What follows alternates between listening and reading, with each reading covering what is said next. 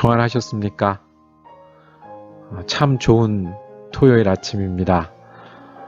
이렇게 말씀으로 인사할 수 있다는 신앙의 우리 동지 여러분이 계시다는 게 얼마나 감사한지요.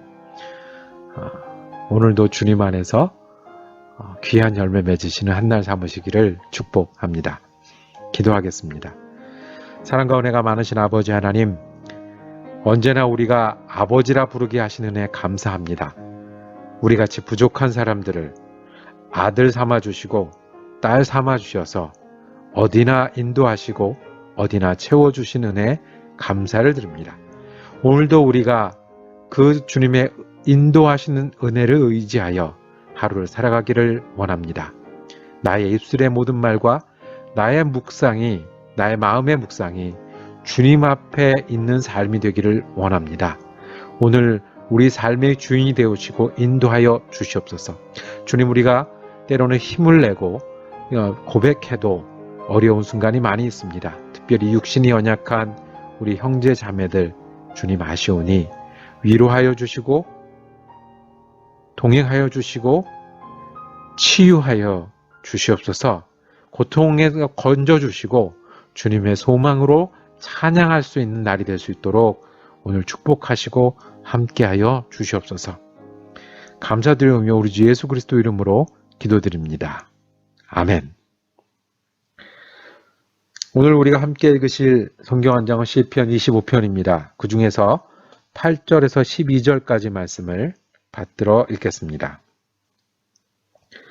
여호와는 선하시고 정직하시니 그러므로 그의 도로 죄인들을 교훈하시리로다. 온유한 자를 정의로 지도하시며 온유한 자에게 그의 도를 가르치시리로다. 여호와의 모든 길은 그의 언약과 증거를 지키는 자에게 인자와 진리로다. 여호와여, 나의 죄악이 크오니 주의 이름으로 말미암아 사하소서. 여호와를 경외하는 자 누구냐? 그가 택할 길을 그에게 가르치시리로다. 아멘. 오늘 시편 25편 말씀을 묵상하실 때 말씀의 제목을 가르치시는 하나님, 가르치시는 하나님으로 하고 은혜 나누기를 원합니다. 25편은 비탄시라고 불리는 슬픔을 노래한 시입니다. 그 1절에 이렇게 시작을 합니다. 여호와여, 나의 영혼이 주를 우러러 보나이다. 내 속에 있는 내 영혼이 하나님을 향해서 바라보는 그런 노래로 시작을 하는데 왜 바라볼까요? 좋아서 보는 것이 아니라 감사나 기쁨의 감격이 아니라 주님을 바라보는 이유는 힘들기 때문에 그렇습니다. 힘들고 어렵기 때문에 주님을 향한다라는 겁니다. 적당히 이렇게 삐딱하게 또는 이렇게 느슨하게 보는 게 아니라 주님이 어디 계신지 그쪽을 향해서 최대한 그 빛을 받으려고 향하는 해바라기처럼 주님을 바라봅니다. 그런데 그 이유가 힘들고 어렵기 때문입니다. 2절에 이렇게 이어지거든요. 나의 하나님이여, 내가 주께 의지하였사오니 나를 부끄럽지 않게 하시고 나의 원수들이 나를 이겨 개가를 부르지 못하게 하소서 그랬습니다. 원수들이 또 등장하네요. 원수가 아니라 원수들입니다. 힘들게 하고 하나님의 은혜를 기억하지 못하거나 어려운 순간들이 둘러싸여 있는 것을 나의 원수들이라고 표현했습니다. 원수들이 나를 이겼다고 노래하고 승전가를 부르는 거를 못하게 해주세요. 내가 하나님을 믿고 의지했는데 내가 그 원수들 앞에서 그 믿고 의지한 게 부끄럽게 되면 안 되지 않습니까? 라고 이야기를 합니다. 그러면서 정말로 이 어려운 때에 주님께 필요한 것이 4절 말씀에 그대로 말합니다. 여호와여, 주의 도를 내게 보이시고 주의 길을 내게 가르치소서. 도를 내게 보이시거나 주의 길을 내게 가르치소서 같은 말이죠. 이게 도가 길이잖아요. 그러니까 내가 어떻게 해야 되는지, 어디로 가야 되는지, 그리고 지금 어떤 결정을 내리는 것이 맞는지를 좀 가르쳐 주세요.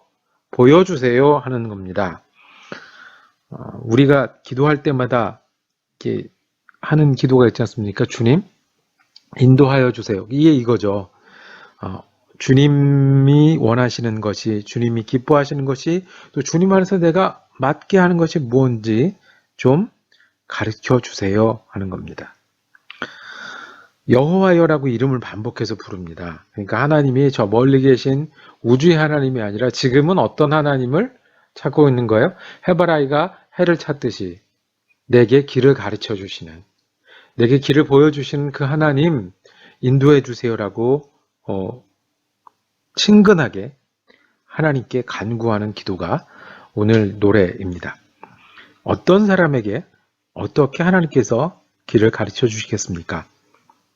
오늘 읽은 말씀에 8절에 보면 그의 도로 죄인들을 교훈하시리로다 그랬습니다.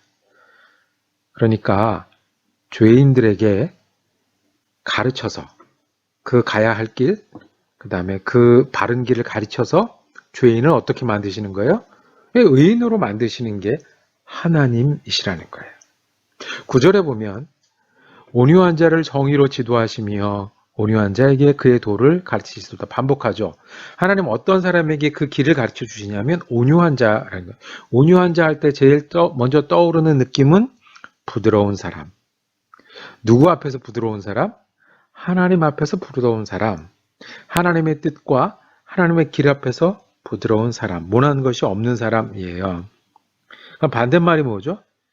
할 말 하는 사람, 한석격 하는 사람, 그리고 하나님의 말을 들어도 자기 길을 가는 사람, 이런 사람은 온유한 사람이 아닌 거예요. 출애굽기에 보면 모세를 온유한 사람이라고 부르는 장면이 있습니다.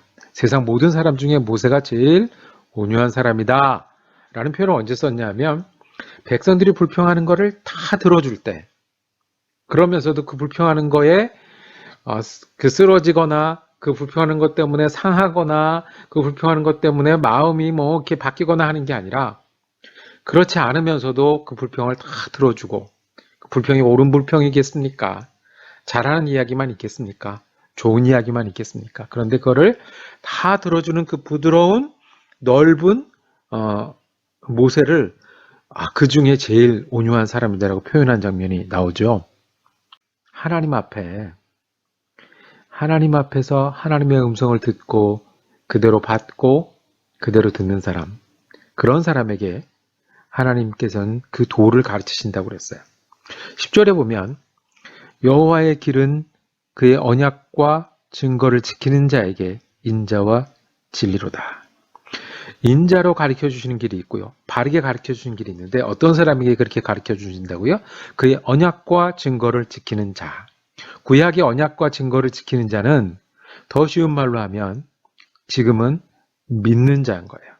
하나님을 믿고 따르는 자에게 하나님은 인자로 가르치시고 진리로 가르치신다 말씀하십니다. 그러면 하나님, 저는 갈 길을 모르겠습니다. 하나님, 어떻게 해야 되겠습니까? 주님, 바른 길을 인도해 주세요. 왜 저는 주님 길을 가르쳐 주지 않나요? 라고 물어볼 수 있습니다. 주님께서 길을 가르쳐 주고 계십니까? 이 질문은 실은 더 정확하게는 바뀌어야 됩니다. 우리가 죄인처럼 겸손하게 주님의 길을 묻고 있나요? 우리가 주님 말씀하십시오. 우리가 듣겠습니다라고 온유하게 주님이 가르쳐 준 길을 찾고 있나요? 주님, 우리가 주님의 언약을 믿고 따르고 있사오니 주님의 인자가 진리가 무엇인지 저에게 가르쳐 주세요라고 기도하고 있나요? 주님이 길을 안 가르쳐 주시는 건가요? 아니면 이미 우리와 함께 계신 주님이 계신데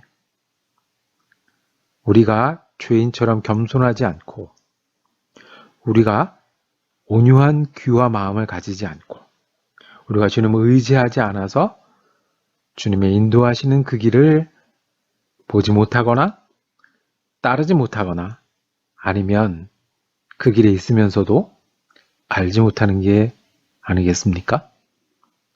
그래서 신약에 보면 산상수훈 중에 구하라 그리하면 주실 것이요 찾으면 찾으리라 문을 두드리면 열릴 것이라 말씀하셨어요. 길을 안 가르쳐 주시는 건가요? 우리가 찾지 않는 건가요? 주님의 길이 없는 건가요? 아니면 우리가 듣고 순종하지 않으니까 거기서 멈춰버리는 건가요? 그래서 주님 길을 가르쳐 주세요. 그러면 1번, 2번, 3번 중에 몇 번이다 이렇게 가르쳐 주시는 것 가끔 그럴 때가 있어요. 몇 년에 한 번씩. 그런데 매일매일 지날 때 우리는 주님께 죄인의 자리처럼 겸손할 때 주님의 인도하심 한가운데를 걸어가고요. 주님 듣겠습니다. 말씀하여 주십시오라고 할 때 우리가 주님이 원하시는 그 방향을 찾을 수가 있습니다. 코로나가 시작할 때 너무 어깨가 무거웠습니다. 교회는 모여서 해야 되는 거고 모여서 손 붙잡고 기도하고 격려하고 힘써도 예수를 잘 믿을까 말까 한데 선교를 할까 말까 한데 만날 수 없으니 주님 어떤 길입니까? 어떻게 우리가 주님 앞에 교회로 서 있을 수 있겠습니까? 그 전까지 저는 유튜브나 블로그를 통해서 예수 믿는 일은 그냥 보조적인 일이고 그리고 그냥 몇몇 젊은이들에게나 가능한 일이라고 생각을 했습니다. 그런데 고민하며 기도하며 길을 찾을 때 알지 못하던 것을 정말 가르쳐 주셨어요. 유튜브나 블로그가 어렵다는 거는 네 생각이지. 그러니까 유튜브를 매일 15분씩 하라거나 주일 예배를 몇 분짜리를 만들라거나 하는 그렇게 가르쳐 주신 건 아니었지만 그렇게 되니까 주님께 배우는 길은 얼마나 재미있고 감사한지 몰라요. 쉬운 일은 아닐 수 있어요. 내가 바라고 기대하던 일은 아닐 수 있어요. 근데 주님이 가르쳐 주신 길은 우리에게 정말 생기가 돋게 하고 감사하게 하는 길이라는 거예요. 주님을 바라보면 주님께서 길을 가르쳐 주십니다. 단 우리가 더 겸손하고 더 온유하고 말씀하시면 들어야지라고 순종할 때 주님 더 분명하게 우리 길을 가르쳐 주실 겁니다.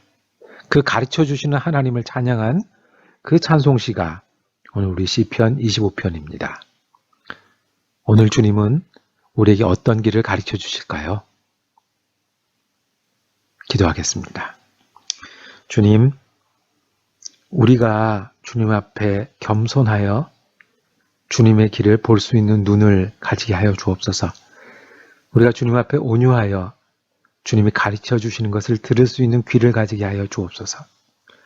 주님, 우리가 순종하여 주님이 한 걸음씩 한 걸음씩 인도할 때 또 그 다음 걸음을 갈 수 있는 믿음의 사람이 되게 하여 주시옵소서. 우리 주님 예수 그리스도 이름으로 기도드립니다. 아멘. 오늘은 토요일입니다. 한 주간 동안 말씀 묵상 함께 할 수 있어서 감사했습니다. 내일은 주일입니다. 저희 사랑 커뮤니티 교회는 오후 1시에 유튜브를 통해서 방송 예배로 드리고요. 그리고 또 우리 친구분들 여러분들께서는 각자 교회에서 은혜롭게 예배 드리시고 이 말씀 묵상은 다음 월요일 아침에 시편 26편에서 30편 말씀으로 다시 찾아뵙겠습니다.